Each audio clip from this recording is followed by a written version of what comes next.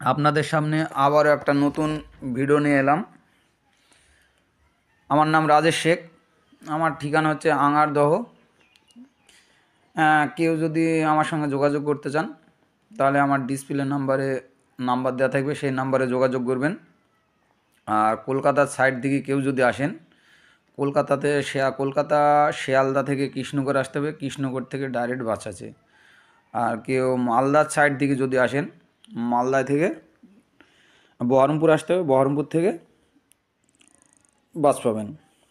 তাই আপনাদের যে ভিডিওটা আজকে নিয়ে আসলাম, আমার অনেক ফার্মার ভাইরা আমাকে ফোন করে বলে যে দাদা, হোয়াইট পিকিং হাঁস কোথায় পাওয়া যাবে অরিজিনাল? এই যে আপনাদের সামনে যে হাঁসগুলো দেখছেন, এটা হচ্ছে অরিজিনাল হোয়াইট পিকিং। মানে এক কথা, অনেকজনা হোয়াইট পিকিংও বলে, অনেকজনা ব্রেজিং হাঁসও বলে। তাই অরিজিনাল যে হাঁসগুলো অরিজিনাল যে ব্রেজিং হাঁস, সেই হাঁস আপনার 2 থেকে 2.5 মাস যদি পালন করা যায়, তাহলে সে হাঁসের ওজন 2.5 থেকে 3 কিলো হবে। আমার এই হাঁসগুলো বয়স দেখছেন মাত্র 2 মাস 5 থেকে 7 দিন হলো।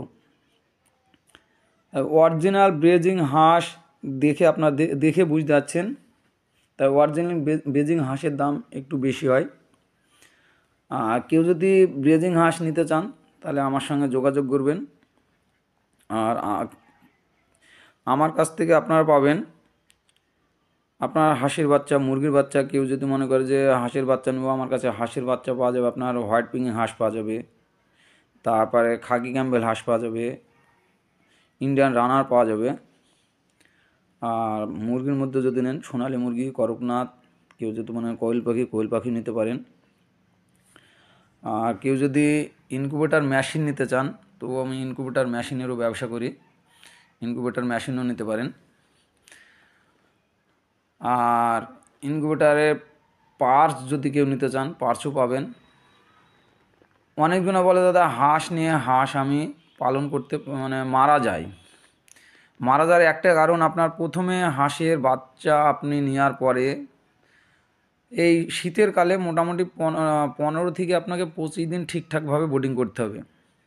আপনি 15 থেকে 25 দিন যদি ঠিকঠাক বোর্ডিং যদি না করতে পারেন, তাহলে হাঁস আপনার অনেকেই কাটতে থাকবে। এবার কাটার পরেও আপনার মেডিসিনটা ঠিকঠাকভাবে দিতে হবে। মেডিসিন যদি ঠিকঠাক দেন তাহলে বাচ্চা কোনো দিনই কাটবে না। আর হাঁসের দুটো রোগ, একটা হচ্ছে ডাক কলেরিয়া। এই ডাক কলেরিয়া, এই দুটো ভ্যাকসিন আছে।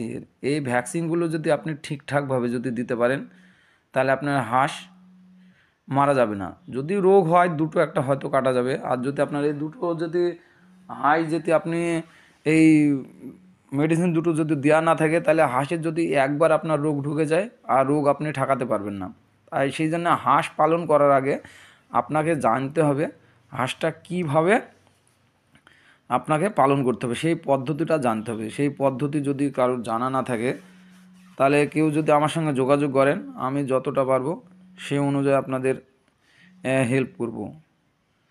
তবে অরিজিনাল আপনি যদি ব্রেজিং হাঁস পালন করেন, অরিজিনাল বাচ্চাটা নিয়ে পালন করবেন। কেননা অরিজিনাল ব্রেজিং হাঁস না হলে আপনি সেই হাঁস পালন করে লাভবান হবেন না। কেননা এই হাঁসি দেশির মতো একটা কচ আছে, সেই হাঁসটা যদি আপনি পালন করেন, তাহলে ফার্মার ভাইরা অনেকজনের লস খাবে। লস অনেক কারণে খায়। এই যে হাঁসটা দেখা যায় যে আপনি 3 মাস পুষবেন, পুষার পরে সেই দেখা যাবে ওই যে আপনার ব্রেজিং যে হাঁসটা, ওই হাঁসটায় আপনার ওজনটা খুবই কম হয়।